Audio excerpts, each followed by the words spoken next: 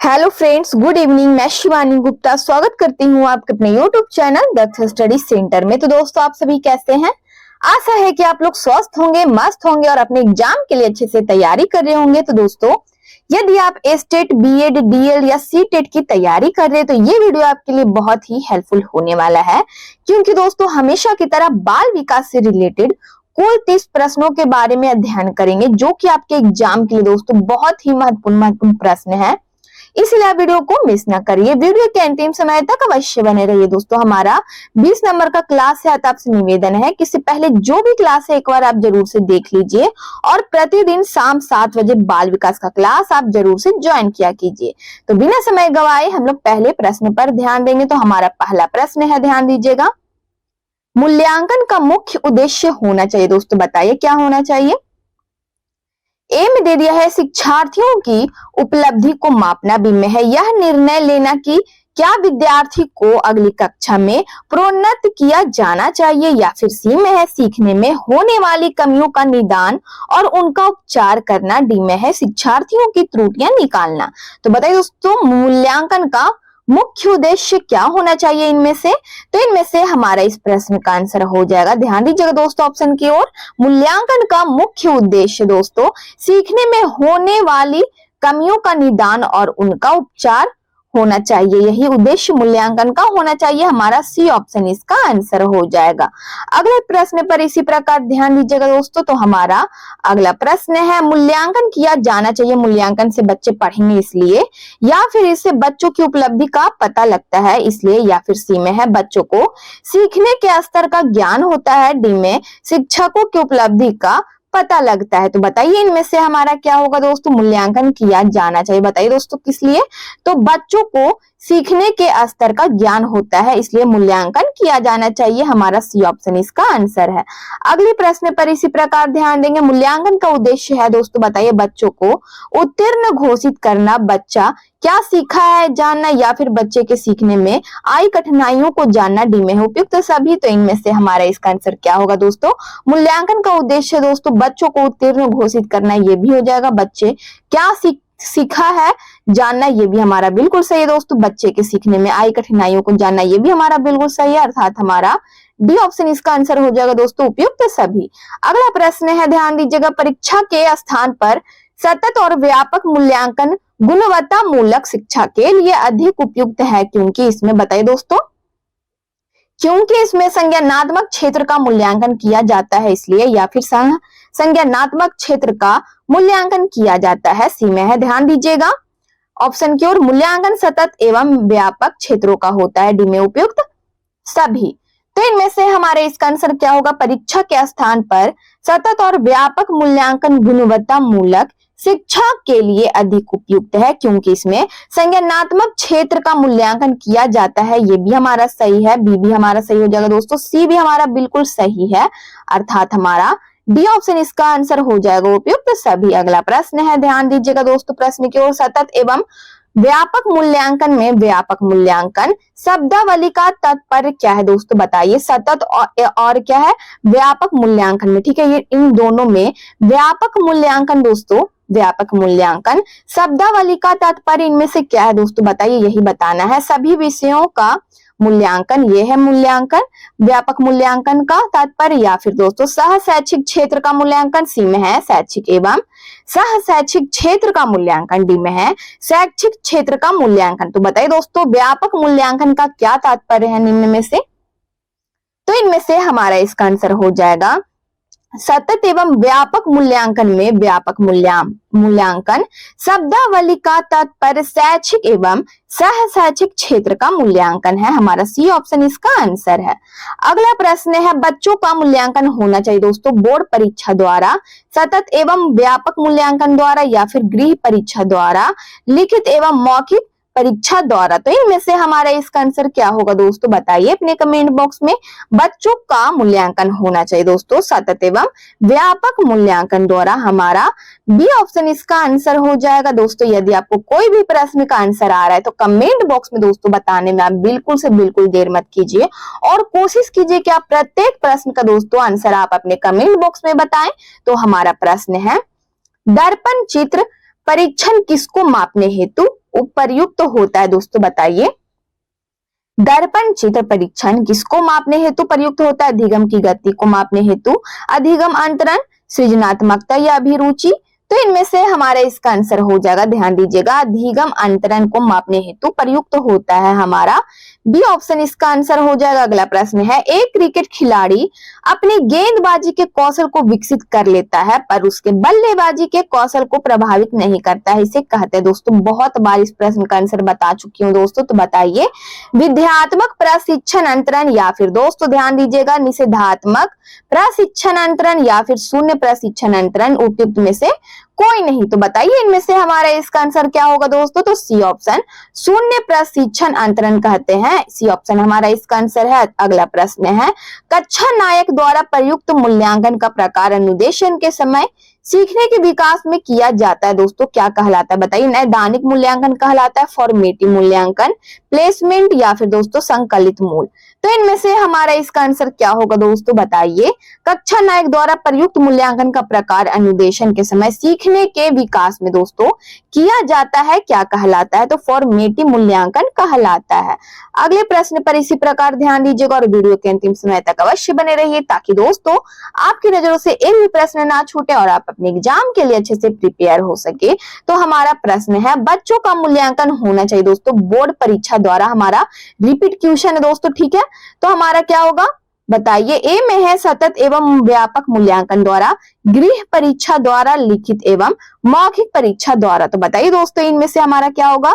अभी जस्ट दोस्तों इस प्रश्न का आंसर बताई हूं, तो बताइए इनमें से हमारा क्या होगा दोस्तों? सतत एवं व्यापक मूल्यांकन द्वारा, हमारा बी ऑप्शन इसका आंसर हो जाएगा। अगला प्रश्न है, ध्यान दीजिएगा, छात्र की प्रयोगात्मक दक्षता के आकलन का यथोचित रूप क्या है दोस्तों? साक्षात्कार, अवलोकन, प्रश्नावली या लिखित। बताइए इनमें से क्या होगा हमारा इसका आंसर दोस्तों?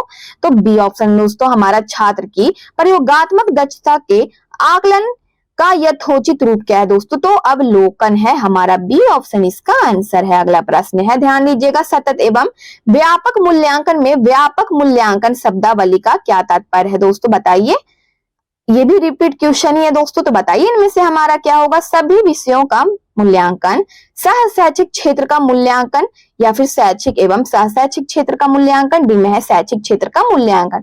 तो बताइए दोस्तों इसका आंसर क्या होगा दोस्तों? जो व्यक्ति दोस्तों इस प्रश्न का आंसर सही बताएं, जो स्टूडेंट दोस्तों इस अगला प्रश्न है, सतत एवं व्यापक मूल्यांकन में व्यापक मूल्यांकन शब्दावली का क्या तात्पर्य है दोस्तों? बताइए, ये भी रिपीट क्वेश्चन है दोस्तों, तो बताइए जल्द से जल्द अपने कमेंट बॉक्स में ए बी सी डी में से क्या होगा दोस्तों इनमें से हमारा इसका आंसर? तो हमारा इनमें से सही आंसर है दोस्तों, ध्यान दीजिएगा, सतत एवं व्यापक मूल्यांकन में व्यापक मूल्यांकन शब्दावली का तात्पर्य दोस्तों क्या है? तो शैक्षिक एवं सह शैक्षिक क्षेत्र का मूल्यांकन है, हमारा सी ऑप्शन इसका आंसर हो जाएगा। अगला प्रश्न है, ध्यान दीजिएगा, कक्षा में किसी विषय वस्तु की क्या है दोस्तों हमारा प्रश्न? ध्यान दीजिएगा, कक्षा में किसी विषय वस्तु की परिचर्या के समय एक अध्यापक के लिए आवश्यक प्रथम गतिविधि क्या है दोस्तों? बताइए, तर्क संबंधी तथ्यों की व्याख्या, उद्देश्यों की सूचना, विषय वस्तु को मौखिक रूप से बताना, श्याम पट पर विषय वस्तु लिखना। तो बताइए इनमें से हमारा इसका आंसर क्या होगा दोस्तों? तो ए ऑप्शन हमारा इसका आंसर हो जाएगा, तर्क संबंधी तथ्यों की व्याख्या करना, हमारा ये ऑप्शन इसका आंसर है। अगला प्रश्न है, शैक्षिक विकास में मूल्यांकन का क्या अर्थ है दोस्तों? बताइए, बहुत ही महत्वपूर्ण प्रश्न है आपके एग्जाम के लिए, तो बताइए इनमें से हमारा क्या होगा? शैक्षिक विकास में मूल्यांकन का क्या अर्थ है? छात्रों की प्रगति का आकलन, कक्षा अभिलेखों का मूल्यांकन, कार्य निष्पादन का मूल्यांकन या फिर दोस्तों डी में है ज्ञान क्षमता का मूल्यांकन। तो इनमें से हमारा इसका आंसर क्या होगा बताइए? तो डी ऑप्शन हमारा इसका आंसर हो जाएगा, शैक्षिक विकास में मूल्यांकन का अर्थ ज्ञान क्षमता का क्या है दोस्तों? मूल्यांकन है, हमारा डी ऑप्शन इसका आंसर है। अगला प्रश्न है, सतत और व्यापक मूल्यांकन ... पर बल देता है। बताइए दोस्तों, ब्लैंक जगह पे हमारा निम्न में से क्या होगा?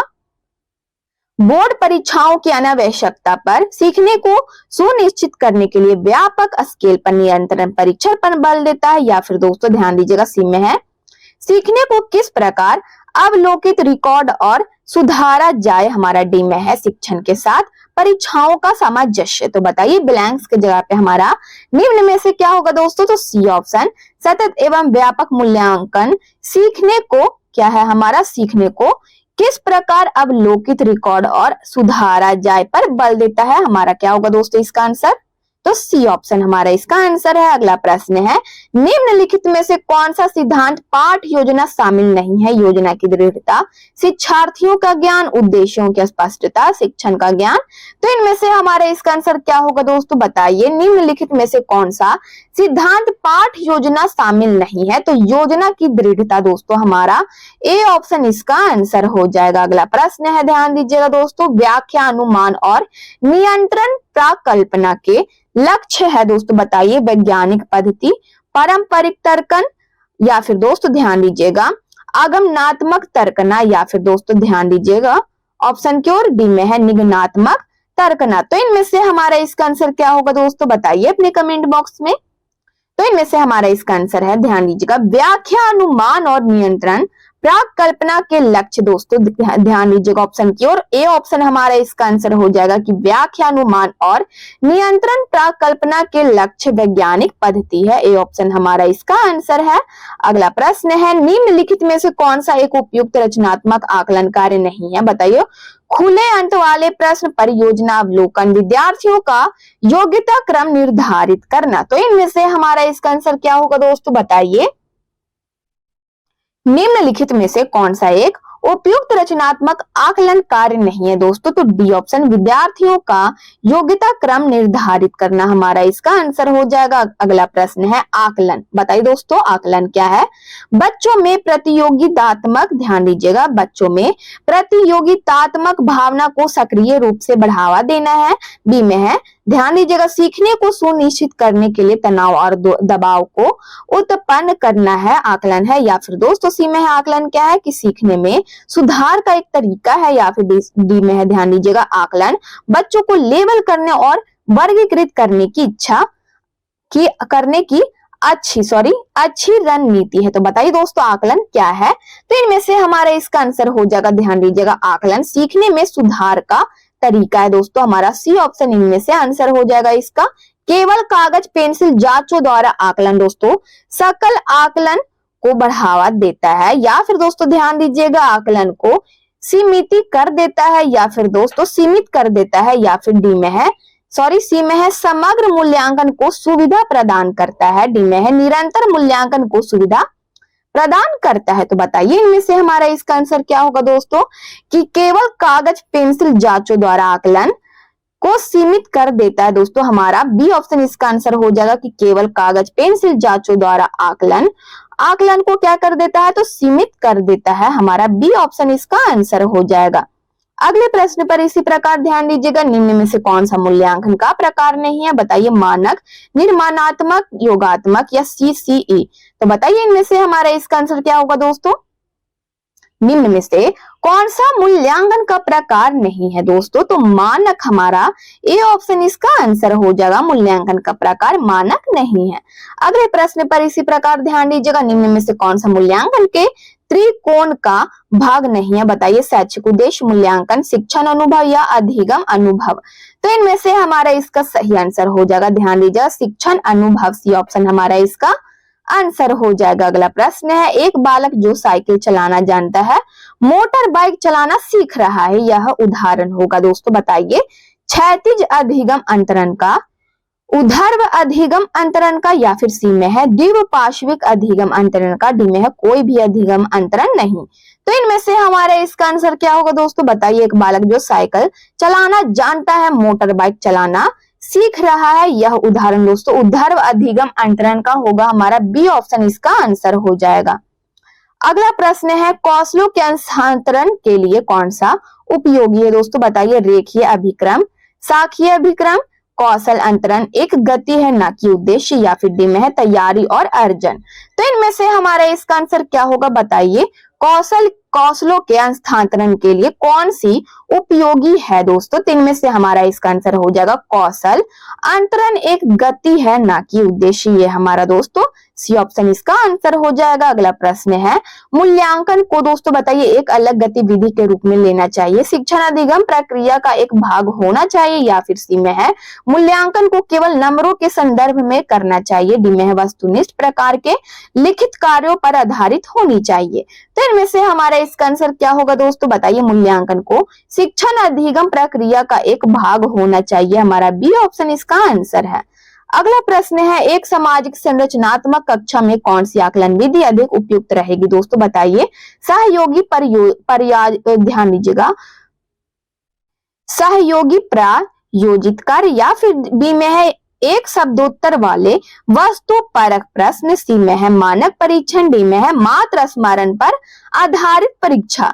तो बताइए इनमें से हमारा इसका आंसर क्या होगा दोस्तों अपने कमेंट बॉक्स में कि एक सामाजिक संरचनात्मक कक्षा में कौन सी आकलन विधि दोस्तों अधिक उपयुक्त रहेगी? तो इनमें से हमारा इसका आंसर है सहयोगी प्रायोजित कार्य। हमारा ए ऑप्शन इसका आंसर हो जाएगा। अगला प्रश्न है ध्यान दीजिएगा एक संरचनावादी कक्षा में निम्न में से किस पर महत्व दिया जाना चाहिए? बताइए संकलनात्मक मूल्यांकन पर, संरचनात्मक मूल्यांकन, एक आयामी मूल्यांकन, या फिर दोस्तों मानकीकृत एवं समान। तो इनमें से हमारा इसका आंसर क्या होगा? बताइए एक संरचनावादी कक्षा में दोस्तों संरचनात्मक मूल्यांकन पर महत्व दिया जाना चाहिए। हमारा बी ऑप्शन इसका आंसर है। अगला प्रश्न है ध्यान दीजिएगा जब एक विद्यार्थी असफल होता है तो समझा जाता है कि दोस्तों बताइए पद्धति असफल है, शिक्षक असफल है, पाठ्य पुस्तकें असफल है, या फिर यह व्यक्तिगत असफलता है।